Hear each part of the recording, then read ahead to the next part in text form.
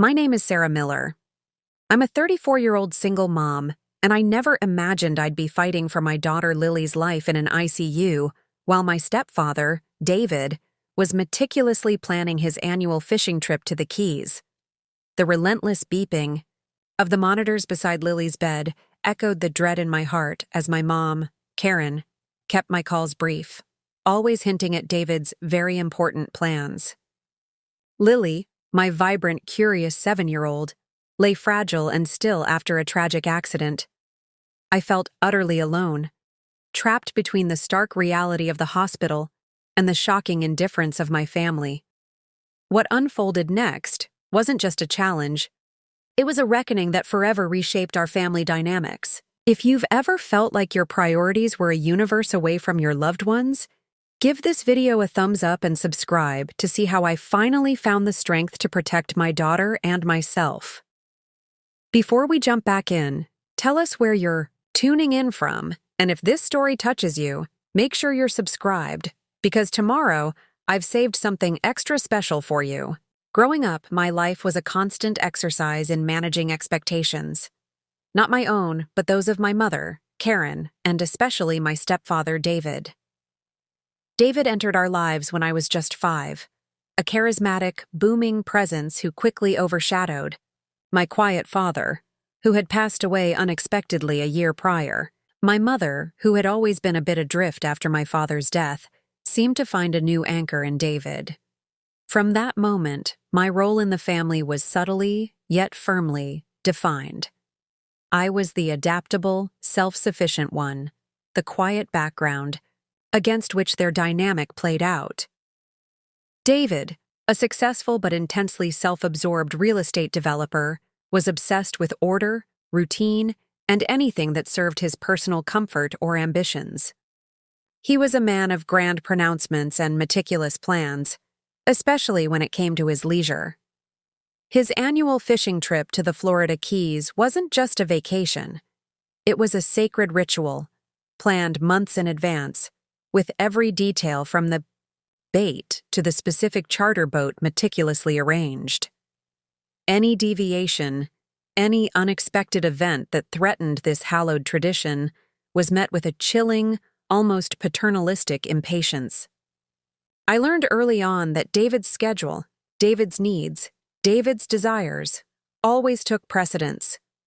My mother, Karen, once a warm and attentive presence, gradually became an echo of David's priorities. She became his loyal companion, his enabler, always smoothing over any wrinkles that might disturb his carefully constructed world. Her love for me, once unconditional, seemed to morph into a conditional approval, dependent on my ability to not upset David's delicate equilibrium.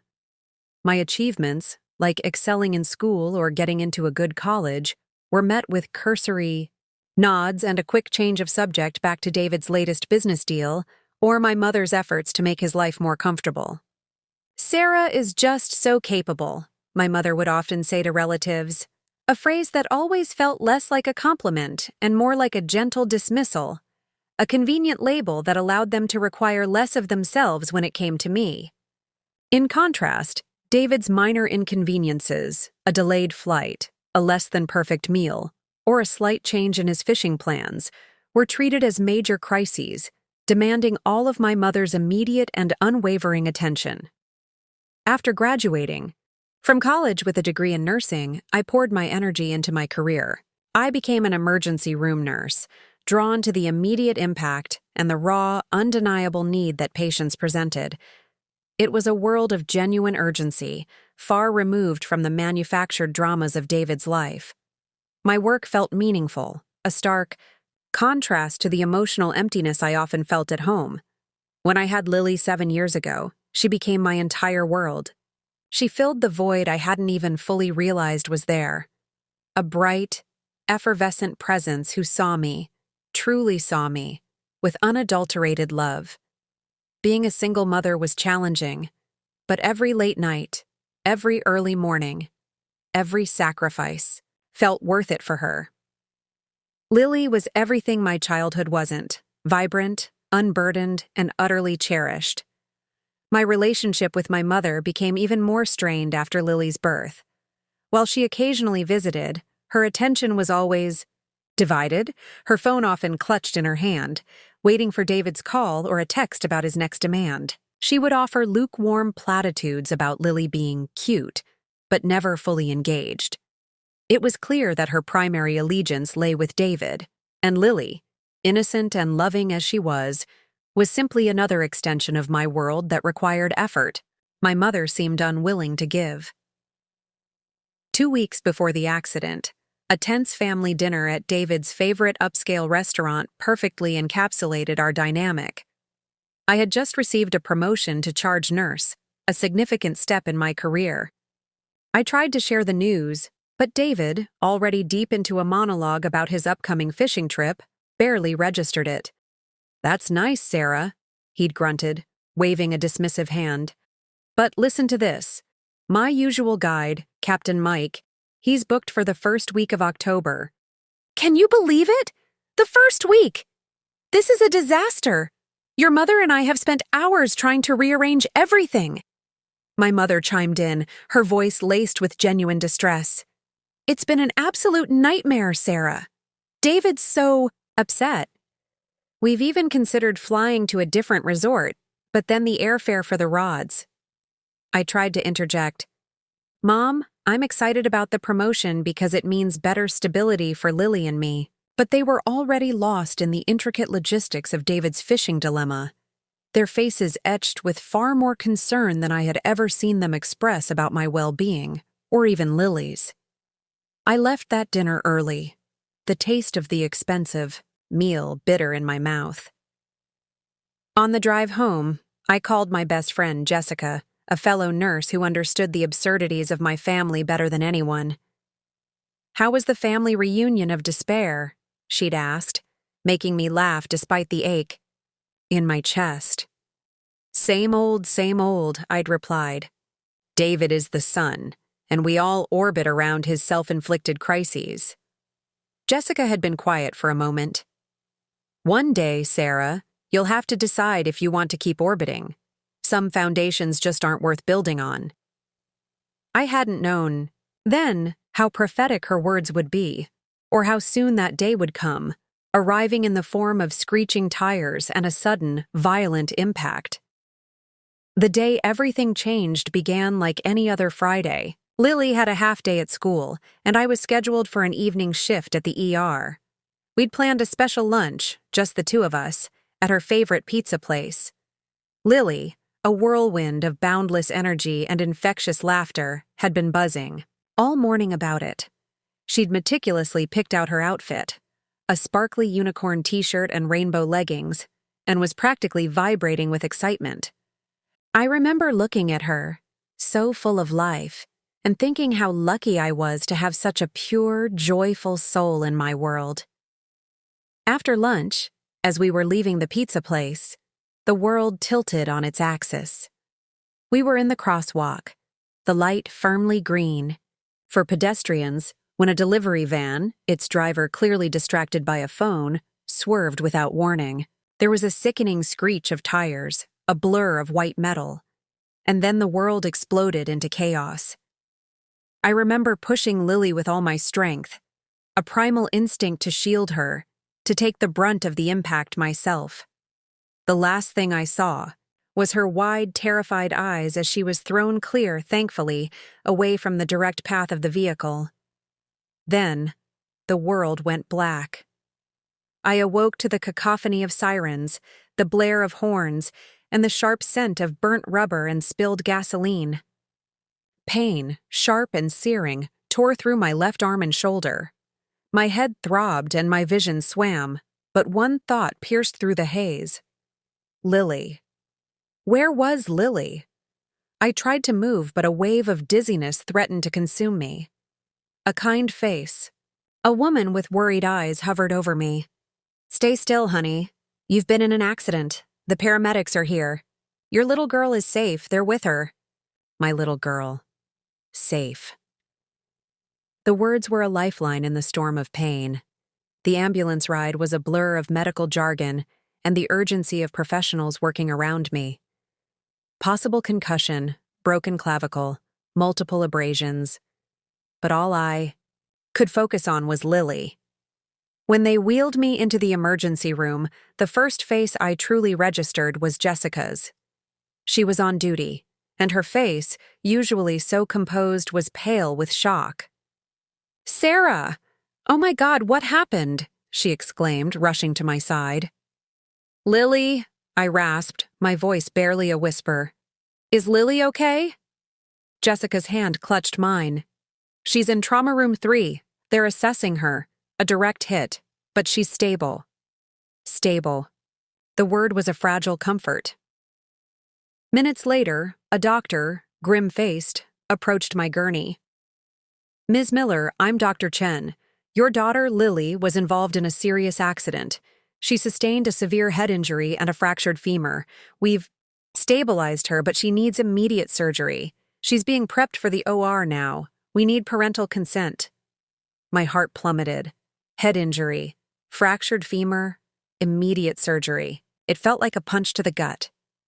"Yes," I managed, tears blurring my vision. "Yes, whatever she needs, just save her."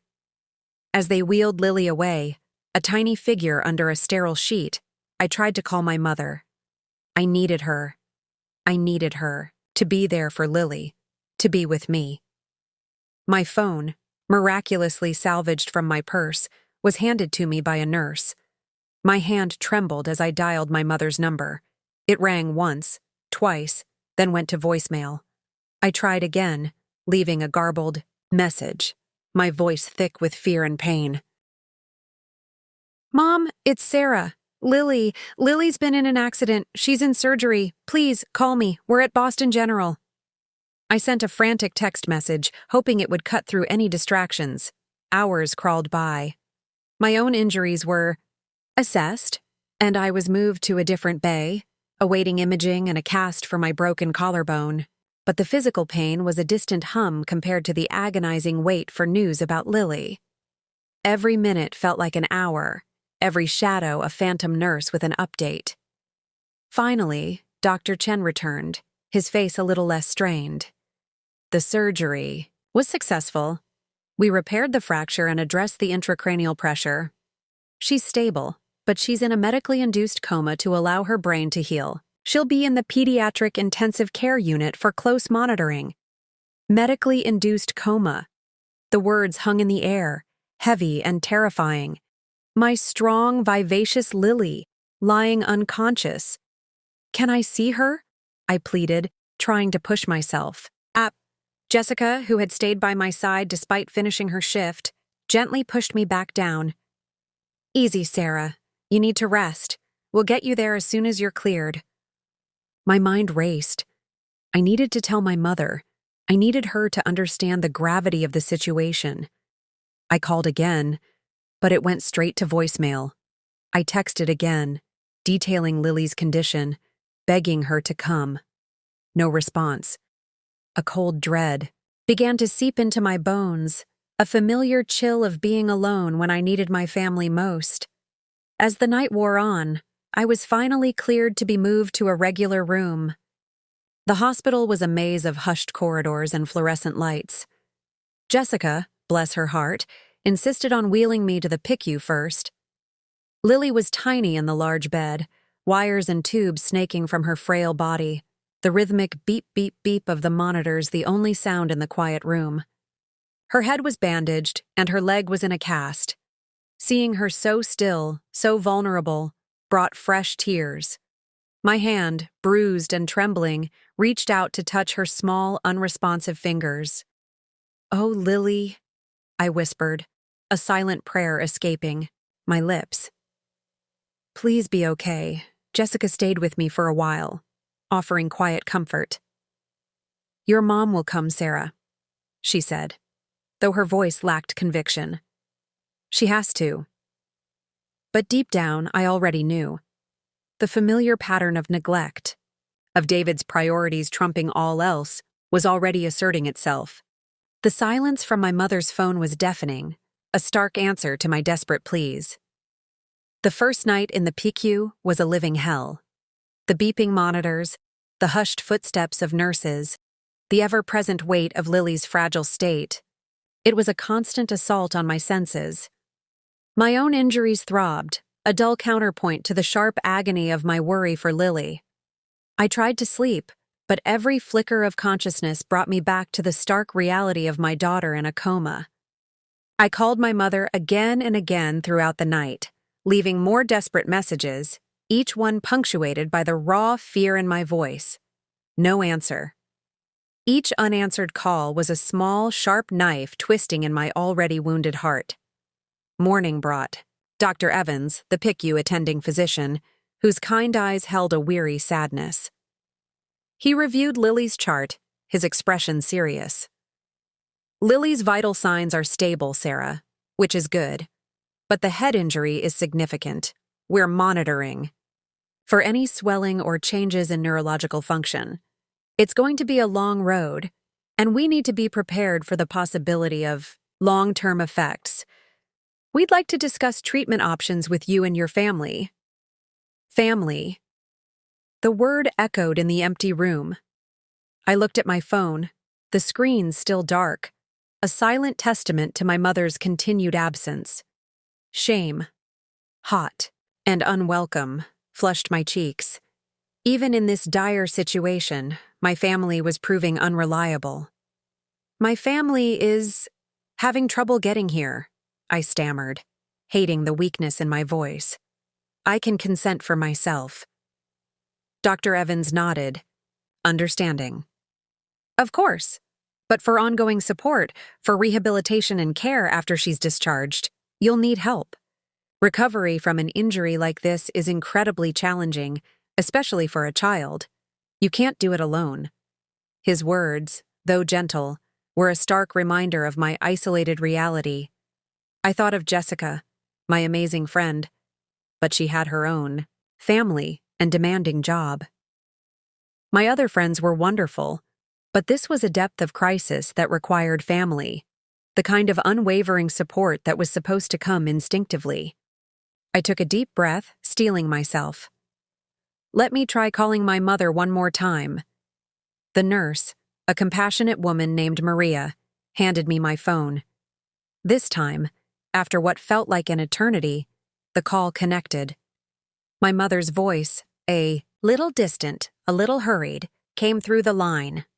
Melissa, darling, now isn't a good time, she began immediately, her tone flat, already dismissive. In the background, I could hear a muffled male voice, David's, raised in a frustrated tone. Karen, did you tell him about the bait? He needs to know about the live shrimp. My mother, clearly agitated, shushed him. Mom, I cut in, my voice shaking with a desperate urgency that broke through her distraction. It's Sarah, Lily. She's in the ICU. She just had emergency surgery for a head injury. She's in a coma. For one fleeting second, there was silence on the other end. A tiny spark of hope ignited within me. Maybe, just maybe, the gravity of the situation would finally pierce through their self-absorption. Then, David's booming voice, louder now, cut through the phone. Karen, are you talking about the fishing trip? What about Captain Mike? He's only got that one opening. My mother sighed, a sound of profound exasperation. Oh, Sarah, sweetie, I know, it's just... David is having an absolute crisis here. The fishing guide he booked for his Keys trip canceled last minute, and now he's scrambling to find a replacement. It's been an absolute nightmare. He's been on the phone all morning trying to secure another boat. I lay in stunned silence, the rhythmic beeping of Lily's monitors the only sound of reality in my sterile hospital room. My daughter, my precious Lily, was in a medically induced coma after a life-threatening accident, and my mother was earnestly explaining how a fishing trip, a leisure activity, had completely eclipsed her concern for her granddaughter. Mom, I managed, my voice hollow, raw with disbelief. You're not coming to the hospital because David's fishing guide canceled? Preparing and narrating this story took us a lot of time, so if you are enjoying it, subscribe to our channel. It means a lot to us. Now, back to the story. My mother's voice took on that familiar, reproving tone, the one that always signaled I was being unreasonable. "Sarah, don't be dramatic. You know how important this trip is to David. He plans it all year, and now everything is thrown off. He's been so stressed." She continued, almost defensively. "Besides, the doctors would have called if it was really serious. You're always so capable. You can handle things." The words hit me like physical blows. "They did call, Mom, multiple times. I called. The nurses called." I practically screamed, a surge of adrenaline momentarily overriding my pain. I was hit by a drunk driver. Lily could have died. "Don't be dramatic, Sarah," my mother said, her voice now edged with irritation. "David says you're overreacting. He's stressed enough as it is. We've been very busy with the arrangements. We'll try to come by tomorrow if David's able to find a suitable replacement guide. He said to tell you he hopes Lily feels better." And just like that, she hung up. The dial tone buzzed in my ear, a flat, final sound that reverberated through my broken body and shattered heart. I lay there, tears silently streaming down my face, the emotional wound far more profound than any physical injury. My mother, my own mother, had chosen my stepfather's fishing trip over her critically injured granddaughter. Over me. The clarity that descended upon me in that moment was chilling, stark, and undeniable. I was truly alone in this. And for the first time, I knew, with absolute certainty, that something fundamental had to change. The aftermath of that phone call left me in a state of profound shock. I don't know how long I lay there, staring at the sterile ceiling, the silence of my mother's betrayal louder than any beeping monitor. Dr. Evans returned for his evening rounds, his brow furrowed as he looked at my chart. "Your blood pressure is elevated, Sarah. Are you in pain?" My voice, when it came, was hoarse, a whisper against the enormity of my despair. "My parents, they're not coming. My stepfather's fishing trip is more important than Lily in the ICU." To his credit, Dr. Evans didn't offer platitudes or dismiss my words. Instead, he pulled up a chair, his gaze steady and compassionate. "Sarah, I understand this is incredibly difficult. You're going to need significant support, especially when Lily is discharged. Recovery from an injury like hers is a marathon, not a sprint. Is there anyone else we can call for you? A friend?" His words made me think of Jessica. She was more than just a colleague. She was the sister I never had, the one who always showed up no matter what. It was the middle of the night, but I knew she wouldn't mind. With Maria's help, I dialed her number. She answered on the second ring, her voice groggy but immediately alert when she heard mine. "Sarah, what's wrong? Is it Lily?" I explained. Everything. The accident, Lily's condition, the surgery, and the devastating phone call with my mother. As I spoke, the dam of emotion I had been holding back finally broke. Tears streamed down my face, hot and cleansing, but also laced with a bitterness I hadn't known I possessed. Jessica listened in silence, her quiet presence on the other end of the line a balm to my raw nerves. When I finished, her voice was firm, stripped of its usual cheerful lilt.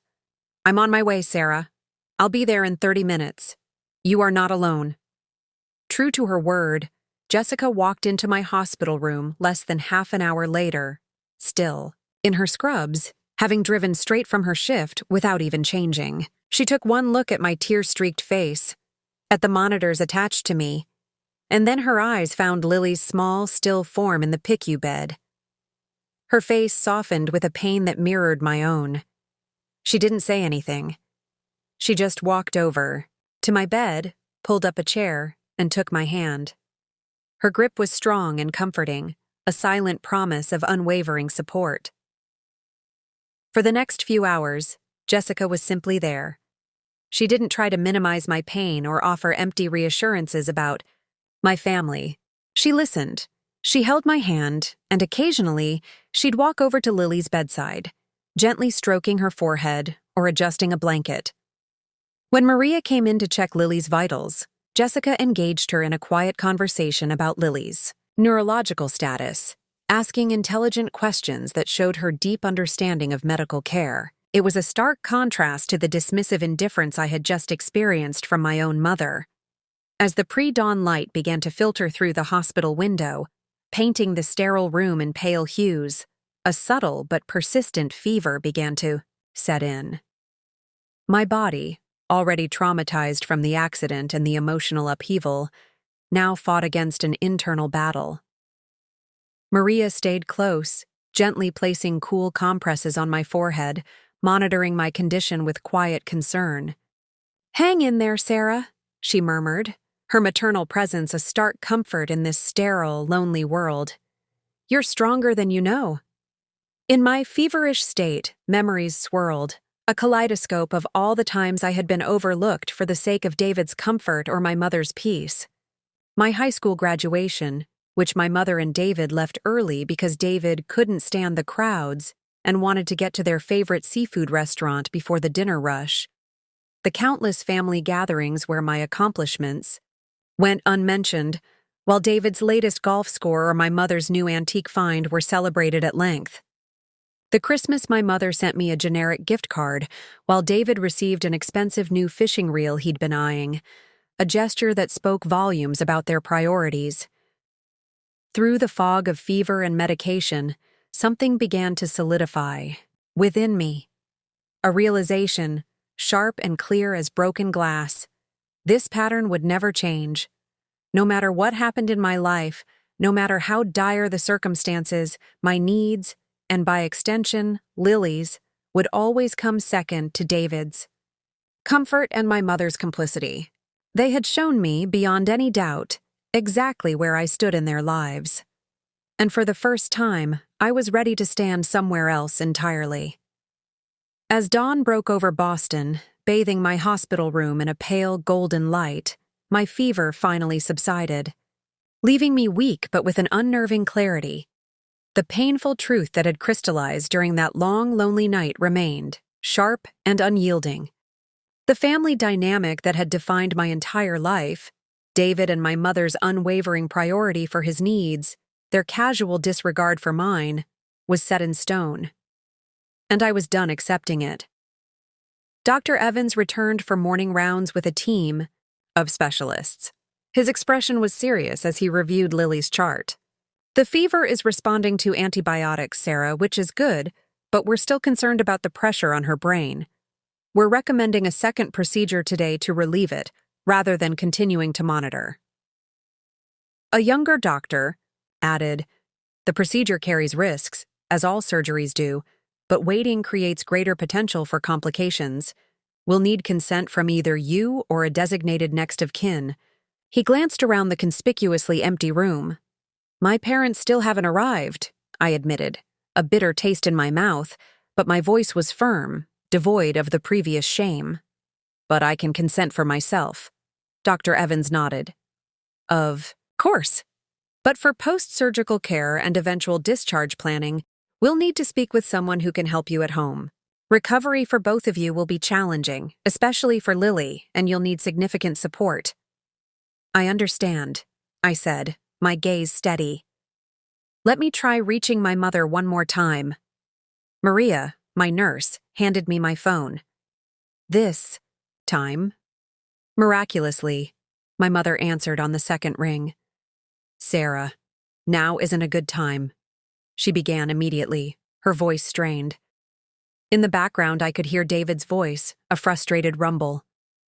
"Karen, are you sure about the bait? I just got off the phone with another guide and he says..."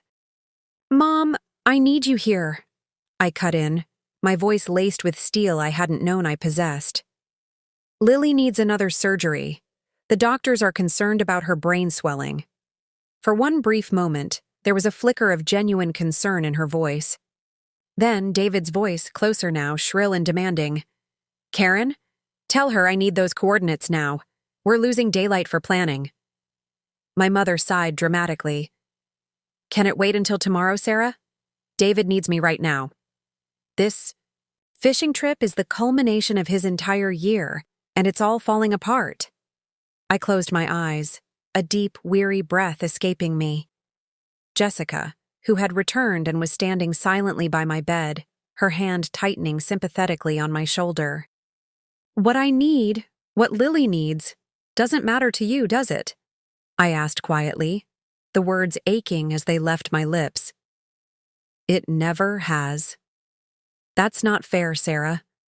You know how important David's trip is," my mother retorted, her voice hardening. "You've always been so independent, honey. David just needs more support than you do. Lily will be fine. The doctors are there for her." And there it was, the hidden message, the one that had been subtly woven into the fabric of our family for decades. Not David needs more support than most people, but David needs more support than you do. The implicit understanding had always been that my needs simply didn't rank high enough to warrant attention when David's desires, however trivial, were on the table. It was a hierarchy I had unwillingly accepted my entire life, but no more. "I understand completely," I said, a strange, liberating calm settling over me. "Goodbye, Mom." I ended the call and turned to Jessica, who didn't bother hiding her shock and dismay. Her eyes, usually so warm, were blazing with quiet fury on my behalf. "I need to make another call," I told her. "To my lawyer." Jessica's eyebrows rose, but she nodded, immediately reaching for my phone and helping me navigate to my lawyer, Mr. Harrison's contact information. Mr. Harrison had been my father's friend and lawyer for years, handling our family's minor legal affairs since my father's passing. He had always been a kind, grandfatherly figure, and I knew I could trust him. Mr. Harrison answered on the first ring, his voice warm with genuine concern. "Sarah, are you okay? I heard about the accident on the news this morning. I've been trying to reach your mother, but—" His voice, filled with genuine concern, nearly broke my composure. It was a stark reminder of how little care I had received elsewhere. "Mr. Harrison, I've been in a car accident and Lily is in the ICU," I explained, struggling to keep my voice steady. "She needs another surgery today for a head injury. My mother and stepfather, they're not coming. They're dealing with a crisis related to his fishing trip." I heard a sharp intake of breath on the other end of the line. "I need you to come, not just as a friend, but as my lawyer. I need to make some significant legal changes immediately." A pause. "I'll be there in 20 minutes, Sarah," he responded without hesitation, his voice now firm and resolute. "And I'll bring the necessary documents." True to his word, Mr. Harrison arrived exactly 20 minutes later, his briefcase in hand, concern etched across his features. He stopped short when he saw Lily's small form, hooked up to machines, then looked at me, taking in my cast, the IV lines, the exhaustion etched on my face. "My God, Sarah," he said, his voice laced with genuine sorrow. "How bad is it?" I gave him the medical rundown, then the emotional gut punch of my family's absence and their callous explanations. With each detail about my mother and David's priorities, his expression darkened. "So, they know the severity, and they're choosing to stay away because of a fishing trip?" he summarized, his jaw tight with barely controlled anger. "Yes," I said, meeting his gaze directly. "And I want to make legal changes. I want to change Lily's guardianship. I want to change my will, my power of attorney, my healthcare proxy, and any other relevant documents. I want my mother and David removed as beneficiaries from everything." Mr. Harrison nodded, opening his briefcase. "I brought the standard documents, anticipating something along these lines given what I heard on the news and your mother's lack of response. Who do you want to designate instead, for medical decisions and power of attorney for Lily, and for your own care?" "You, Mr. Harrison," I said, my voice unwavering. "If you're willing. For beneficiaries, I want to establish a trust. For Lily, and if something happens to me, I want Jessica to be her guardian." Jessica's head snapped up, her eyes wide with surprise, then filled with a deep, unwavering resolve. She nodded, a silent promise. For the next hour, Mr. Harrison and I worked through document after document. He explained each change clearly, ensuring I understood exactly what I was doing, despite my pain and the medication. Maria occasionally checked in, providing water and adjusting my position for comfort. "Are you sure about all this, Sarah?"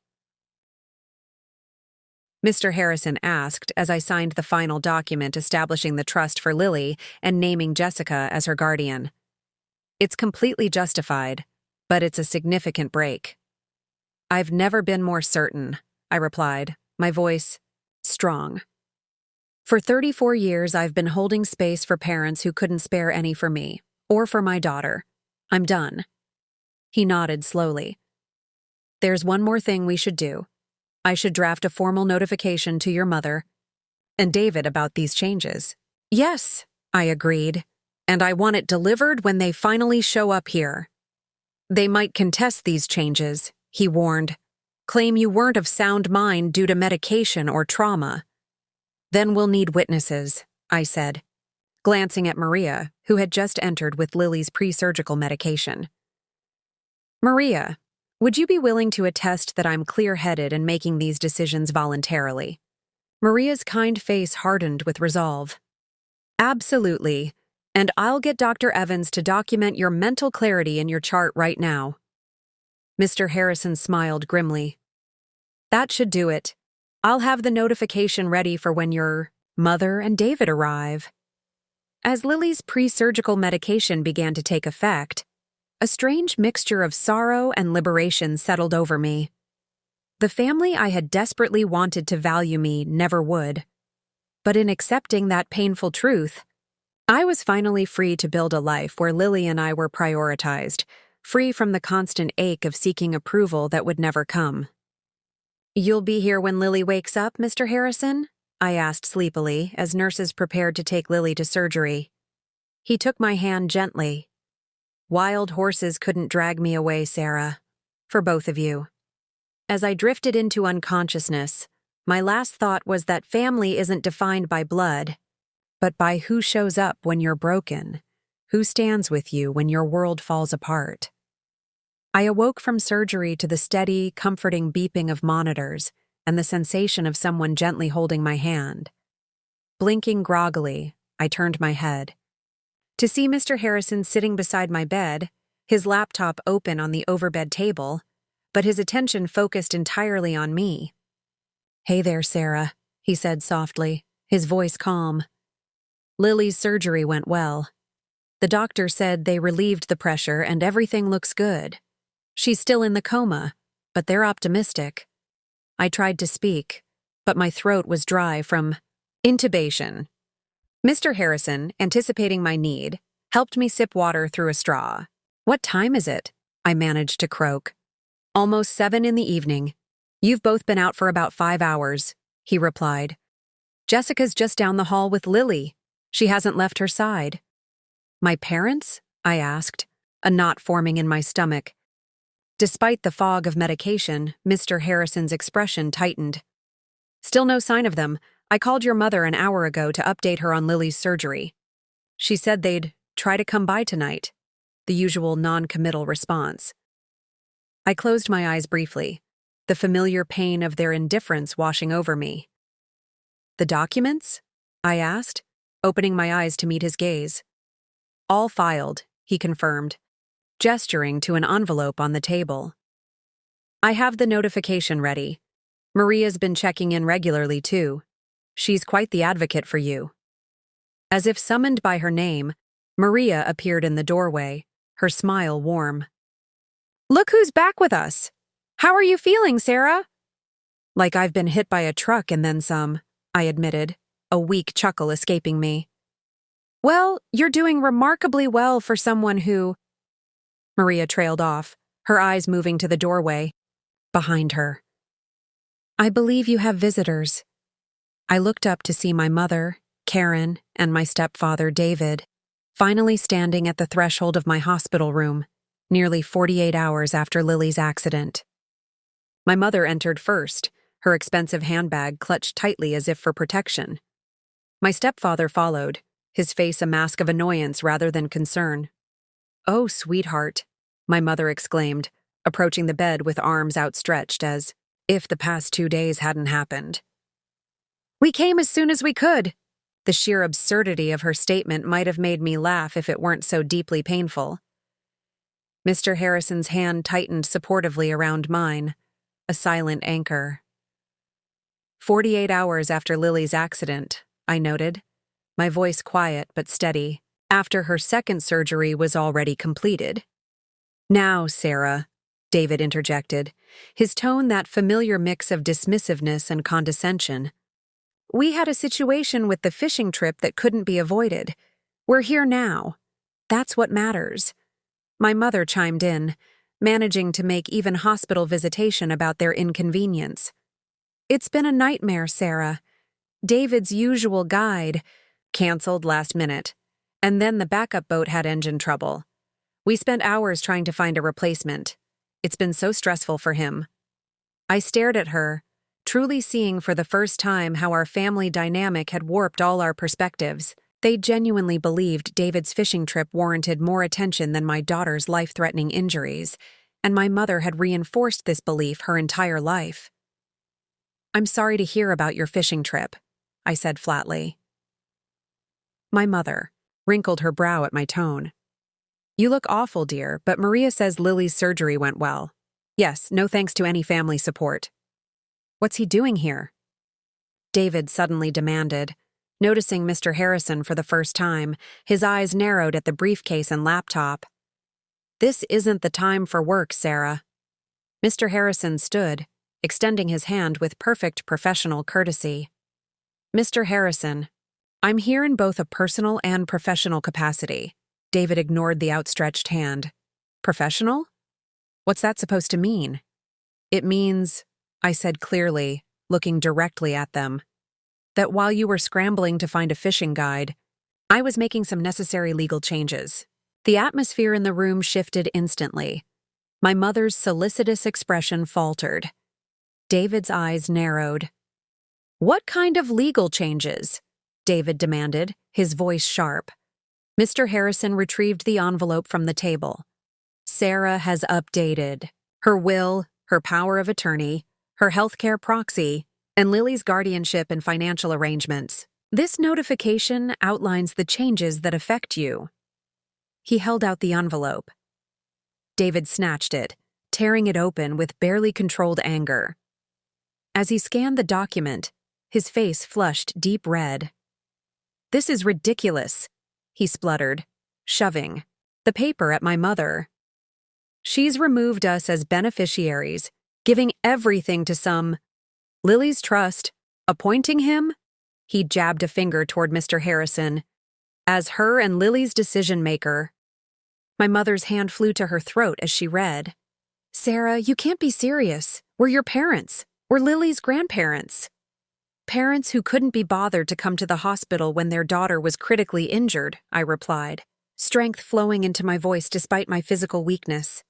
"Grandparents who prioritized a fishing trip over their granddaughter's emergency surgery and coma." "You're being dramatic," David cut in. "Lily's fine, obviously. My situation was time-sensitive. That charter was threatening to book someone else? And that was more important than your stepdaughter's life?"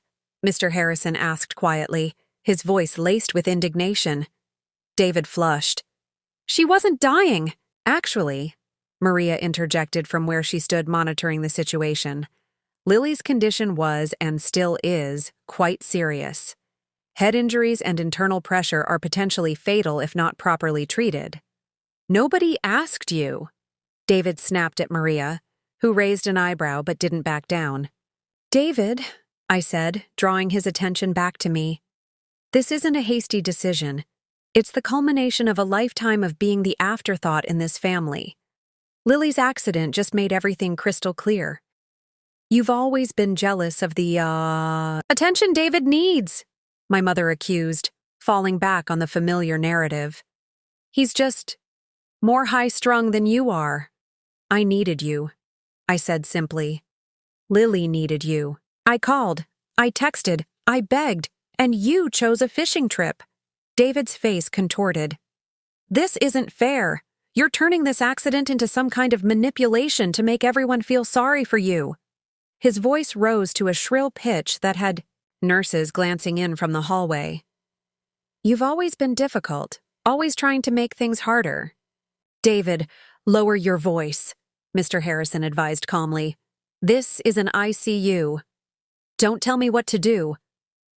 David's tantrum escalated, his face flushing as he stamped his foot like a toddler rather than an adult. This is a family matter. You're not family. No.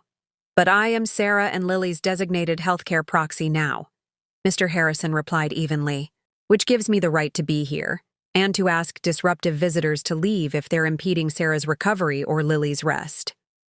David stepped forward, jabbing a finger into Mr. Harrison's chest.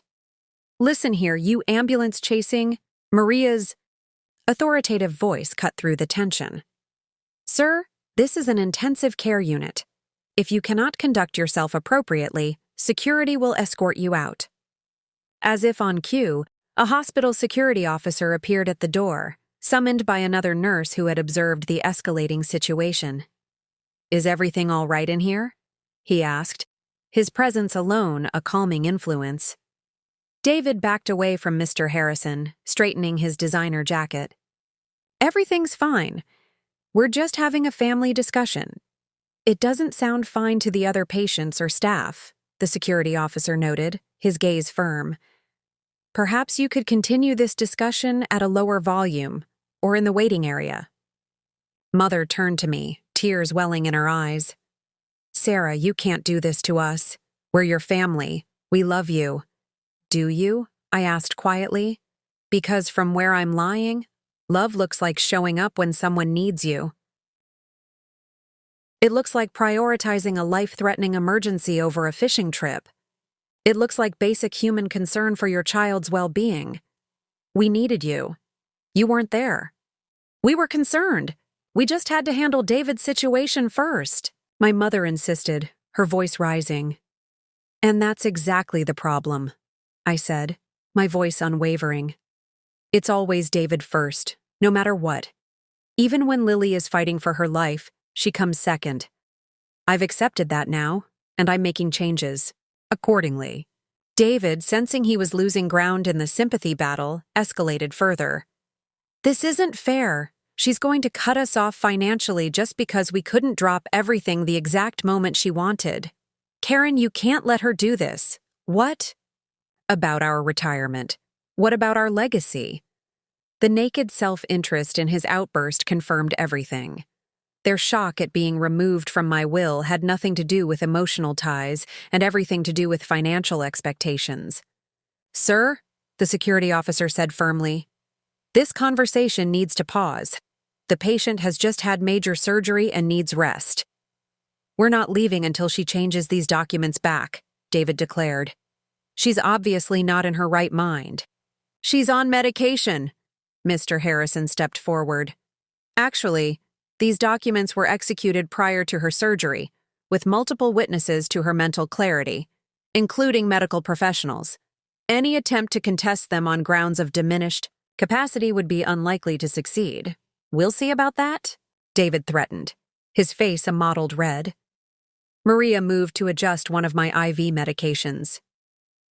Ms. Miller's heart rate is elevated. As her nurse, I'm going to have to insist that this discussion end now. The patient needs rest. Fine, my mother sniffed, gathering her handbag. But this isn't over, Sarah.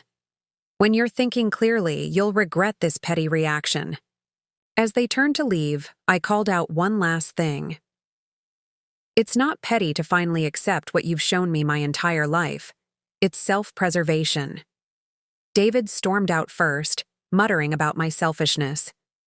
My mother followed, giving me a deeply disappointed look meant to induce guilt. The security officer escorted them out, ensuring they actually left the ICU.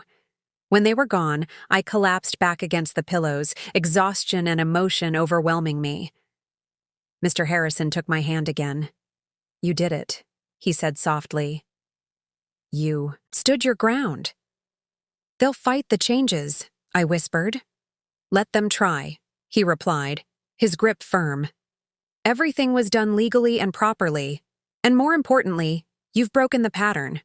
That's the real victory here.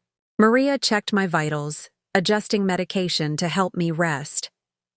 For what it's worth, she said quietly, I think you did the right thing. Families should show up for each other, especially in emergencies. As the medication began to take effect, a strange peace settled over me. The confrontation had been painful, but also profoundly cathartic. For the first time in my life, I had stood up for my own worth, and for Lily's place in the world. The family dynamic that had defined and diminished me for decades had finally been challenged. I drifted into sleep, knowing that whatever came next would be on my terms, not theirs. The day after the confrontation, my hospital room transformed. Where there had been sterile emptiness, there now stood a beautiful arrangement of sunflowers from Mr. Harrison, a handmade card from my colleagues at the hospital, and a small teddy bear wearing scrubs from Maria and the nursing team. My mother and David did not return, but their absence no longer felt like an aching void. Instead, it was confirmation that I had made the right decision. They had shown me exactly who they were and what Lily and I meant to them, and I had finally believed them. Maria came in to check my vitals, her warm smile a welcome sight. Your numbers are looking better today. How's the pain? Manageable, I replied. Any word from my family? Your stepfather called the nurses' station demanding your discharge date, she said, a mischievous twinkle in her eye. I told him that information could only be shared with you or your designated healthcare representative. He didn't like that much. I smiled weakly. I bet he didn't. But, Maria continued, Jessica called. She's organizing a rotation of coworkers to check in on you once you're discharged. That brought unexpected tears to my eyes. My work family, my chosen family, stepping up when my blood relatives stepped back. Mr. Harrison arrived mid-morning, laptop in hand. I've had some communications from your mother and David's lawyer, he said without preamble. They're threatening to contest the changes on grounds of undue influence and your medical condition. Can they succeed? I asked, a flicker of anxiety in my chest. It's highly unlikely, he assured me, settling into the chair beside my bed. We have multiple witnesses, including medical professionals, who can attest to your mental clarity. Plus, these changes are completely rational given their behavior. But they might make things unpleasant for a while. They've been unpleasant. For 34 years, I pointed out. I can handle a little more unpleasantness if it means finally setting boundaries. The next few days established a new rhythm. Physical therapy sessions left me exhausted but determined. Each small victory, sitting up unassisted, taking a few steps with a walker, was celebrated by the healthcare team that had become my unexpected support system. My phone buzzed occasionally with texts from my mother, vacillating between guilt-tripping, I can't believe you'd tear our family apart like this, and thinly veiled self-interest, Lily's scholarship fund. Is it still happening? I left them all unanswered. 5 days after my surgery, Dr. Evans discussed Lily's discharge planning. Lily is making excellent progress, Sarah. The swelling has gone down, and her neurological function is improving, though slowly. We're going to start waking her up from the coma soon, but she'll need significant support at home. Stairs will be challenging with her leg. You'll both need help with meals, bathing, transportation to follow-up appointments. Mr. Harrison, who had attended every major medical discussion as Lily's and my healthcare proxy, nodded. I've been researching home health options. There are several reputable agencies that can provide daily assistance. Sarah's apartment has an elevator, and the hallways are wide enough for a walker. A week after admission, Lily and I were deemed stable enough for discharge. Mr. Harrison arrived with a wheelchair-accessible ride-share service and a bag containing comfortable clothes for the journey home. Maria helped me dress, moving with the efficiency and gentleness that had characterized her care. I'm going to miss you both, Sarah, she said as she helped me into the wheelchair. "But I'm not going to miss your family drama." I laughed, then winced as the movement pulled at my surgical incision. "I won't miss it either." As Mr. Harrison wheeled us toward the elevator, Maria pressed a card into my hand.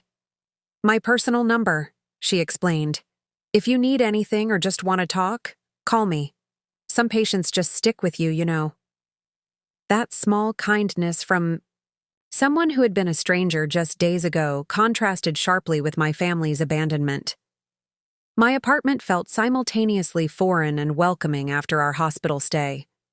Mr. Harrison had arranged for a cleaning service and stocked the refrigerator. A home health aide named Sophia would start tomorrow morning to assist us. "You should rest," Mr. Harrison advised, helping me settle onto the couch with pillows supporting my injured arm and shoulder. "I'll be back in the evening with dinner." Alone for the first time since the accident, I took stock of my new reality. My body was broken, but healing. Lily was still in a coma, but she was alive and stable, and her healing journey had begun. My family relationships were fractured beyond repair, but that breakage had freed me from patterns that had diminished me for decades. My professional life waited for my return. Colleagues rallied to support me in ways I hadn't anticipated. My phone chimed with a text from my mother. "Your father and I are hurt beyond words by your accusations and legal maneuvers. When you're ready to apologize, we'll be waiting." No inquiry about my health. No acknowledgement of their absence during my crisis. Just the same old expectation that I would accommodate their feelings while mine remained irrelevant. I deleted the message without responding. The physical therapy regimen in the following weeks was grueling. Each session pushed me to my limits, sweat beading on my forehead as I worked to regain strength and mobility. The pain was intense but purposeful. Each increment of progress, each small victory, was a triumph over the accident that had nearly taken Lily's life and mine. Mr. Harrison visited daily, often bringing work for both of us. My legal documents for Lily's trust and our new arrangements were solid. We reviewed new proposals for the foundation he was helping me set up for Lily's future, discussing investments and potential long-term care plans. His presence was a constant, reassuring force. 2 weeks after my discharge, an envelope arrived. It was from my mother, a formal notification that David and she were formally contesting the changes to my will and Lily's financial arrangements, claiming I had been unduly influenced during a vulnerable time. "Don't worry," Mr. Harrison assured me during our now customary dinner of takeout spread across my coffee table. "This was expected. We're well prepared." "I know," I sighed. "It's just exhausting to still be fighting this battle while trying to heal physically and focusing on Lily's recovery." "You don't have to fight it," he pointed out. "That's what you have me for. You focus on getting stronger for Lily." 5 weeks after the accident, I received a call from my mother. Against my better judgment, I answered. "Sarah! Oh, thank goodness you picked up." Her voice had that syrupy sweetness that always preceded manipulation. "I have wonderful news. David just secured his replacement guide for the Keys trip, and he's going a week earlier than planned, so he won't miss a thing. Isn't that wonderful?" I sat in stunned silence for a moment. Not because of David's news, but because this was what it took for my mother to reach out with apparent enthusiasm. Not my health crisis, not Lily's coma, not my recovery, but David's leisure activity. "That's what you're calling about?" I finally asked, my voice flat. "A fishing trip?" "Well, yes. It's wonderful news, darling. David's so relieved. We're so proud of him for handling it all." "Were you proud when Lily was in a coma?" I asked, my voice rising with a raw edge. "When she needed emergency surgery? When I was learning to walk? Again, my arm broken, worried sick about my child." A pause. "Sarah, we've been over this. David needed us during that time for his trip. You're oversimplifying a complex situation. He was so stressed about it.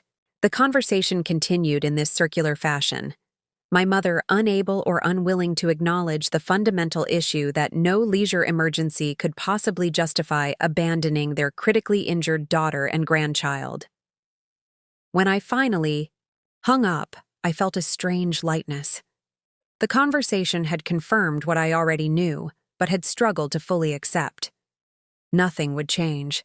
No crisis was significant enough, no accomplishment impressive enough to shift the fundamental dynamic of our family. The realization was both painful and freeing. I didn't need to keep trying. I didn't need to hold space for their potential, growth, or understanding. I could simply move forward with my life, creating connections with people who showed up, who valued me, who didn't rank their concern on a scale with fishing trips at the top. 6 weeks after the accident, with Sophia's help, Lily began to show signs of waking up. It was a slow, agonizing process, but each flutter of her eyelids, each twitch of her fingers, was a monumental victory. When her eyes finally opened, albeit unfocused and drowsy, it was the most beautiful sight I had ever seen. "Mama," she whispered, her voice a reedy, thin sound, but it was her voice. I wept with relief. Jessica, who had been sitting by her bedside, hugged me tightly. "That's it, sweetie," I murmured, clutching her small hand. "Mama's here. I'm right here." Lily's journey was far from over. Intensive physical and occupational, therapy became our new norm. She was confused, disoriented, and frustrated by her limitations, but her spirit, though dimmed, was not broken. She was a fighter, just like her mom. 6 months after the drunk driver changed the course of our lives, Lily and I stood at the podium for a special hospital event honoring trauma survivors. My physical healing had progressed remarkably. The cast was long gone, and the subtle limp was almost imperceptible. The internal damage healed, and I only needed pain medication on the most demanding days. Lily, still using a walker but with a determined gleam in her eye, stood beside me, her small hand clutching mine. Her recovery was a testament to her resilience and the tireless efforts of the medical team. We had faced monumental challenges, and we were still standing. The emotional healing had been equally transformative, though less visible to casual observers. Weekly therapy sessions had helped me navigate the grief of family estrangement, the anger at decades of conditional love, and the guilt that occasionally surfaced despite my rational understanding that I had made necessary changes. I had learned to truly mourn the family I thought I had, and in doing so, found peace. As we stand here today, I addressed the gathered crowd, my voice clear and steady. We are a testament to the power of resilience, the strength of the human spirit, and the invaluable support of those who show up when it matters most. In the front row sat Mr. Harrison, who had evolved from my lawyer to a trusted advisor and surrogate grandfather to Lily. Our relationship had deepened through the crucible of crisis and recovery. Beside him was Jessica, who had accepted my invitation with enthusiasm, her unwavering friendship a beacon in my darkest hours. Maria, my nurse, and Sophia, our home health aide, were also there, their bonds with us transcending their professional roles. My colleagues from the hospital filled several rows, their support during my recovery unwavering. They had adjusted schedules, covered shifts, and offered endless emotional support, proving themselves to be the truest of families. My mother and David were conspicuously absent, though not uninvited. The legal battle over my financial decisions had ended 3 months prior, their case dismissed by a judge who found no evidence of diminished capacity or undue influence. The invitation to this event had been my olive branch, not a reconciliation, but an opportunity for them to witness Lily's incredible progress and my new life on my terms. They had declined, citing a conflict with David's continued fishing plans. Some patterns really do persist indefinitely. This evening, I continued, we are also establishing the Lily Miller Resilience Fund at Boston General. This fund, made possible by a trust I've established, will provide financial support to families facing long-term pediatric trauma and recovery, helping them access therapies and resources that insurance might not cover. It's a way to ensure that no child, no parent, ever feels as alone as I once did. After the ceremony, as guests chatted and mingled, Mr. Harrison approached with 2 cups of sparkling cider, a nod to my continued sobriety and Lily's young age. "To new foundations," he toasted. "To chosen family," I replied, clinking my cup against his. Jessica joined us, her arm around Lily, who was now excitedly showing off her new ability to take a few steps without her walker. "You know," Jessica said thoughtfully, "when Lily was first admitted, I was so angry at your family for abandoning you, Sarah. But now I think it might have been the push you needed to build something even better." I nodded slowly. Sometimes the worst moments reveal the truest paths forward. That evening, I returned to my apartment to find an envelope that had been slipped under my door. Inside was a note from my mother. "Sarah, your father and I are deeply disappointed by your continued attitude. David's fishing trip to the Keys was a resounding success without your negativity. We hope you will eventually see the error of your ways." Once such a message would have devastated me, sent me spiraling into self-doubt and desperate attempts to regain their approval. Now I simply placed it in my desk drawer, a reminder of why I had chosen this new path. My phone chimed with a text from Jessica. "Dinner tomorrow. Lily and I are thinking that new Italian place down the street?" Smiling, I typed back, "Perfect. Can't wait." Later that week, I changed my emergency contact information at work, at Lily's school, at her doctor's office, on my phone. No longer Karen and David, but Mr. Harrison. A small administrative task that represented an enormous life shift. The Lily Miller Resilience Fund thrived, providing vital support to families navigating pediatric trauma. I visited weekly, sometimes to meet the families, but more often to share Lily's story and offer a hand of support. In their eager faces, I saw reflections of my younger self, hungry for guidance, for someone to notice their struggle and nurture their hope. David's fishing. Trips came and went, oblivious to our world. My mother continued to orbit him, her life seemingly consumed by his desires. I learned about their trivial triumphs and dramas through distant acquaintances, but felt no regret for my absence. A year after the accident, I stood again in my apartment overlooking the Boston skyline. The same view, but seen through entirely different eyes. The woman who had stood there before, always hoping for parental approval, always making herself smaller to accommodate David's expansive needs, was gone. In her place stood someone stronger, someone who understood that family is defined not by blood, but by who helps you heal when you're broken, who celebrates your victories, and who stands by you in the quiet moments of despair. Someone who had rebuilt herself and her daughters, life from the inside out, creating boundaries that protected her worth rather than walls that isolated her heart. The drunk driver who hit us had been sentenced to 3 years for vehicular assault. I had attended the hearing, not out of vengeance, but out of a need for closure. His tearful apology seemed genuine, his commitment to sobriety upon release promising. Another broken person trying to rebuild. Mr. Harrison had become more than just a lawyer. He was family. Jessica was my rock. And Lily, my amazing, resilient Lily, continued to defy expectations, her laughter once again filling our home. She was my constant reminder that some broken things can be put back together. Stronger than before, my phone rang. Jessica calling to confirm our monthly dinner date. Another thread in the tapestry of connection I had woven since the hospital. Intentional relationships built on mutual respect rather than obligation or history.